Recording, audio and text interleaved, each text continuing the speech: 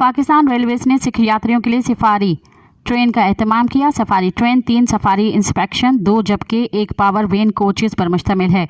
तफसीलात के मुताबिक सफारी ट्रेन को स्टीम लोकोमोटिव इंजन की मदद से चलाया गया है जो कि पुराने दौर की अक्कासी करता है।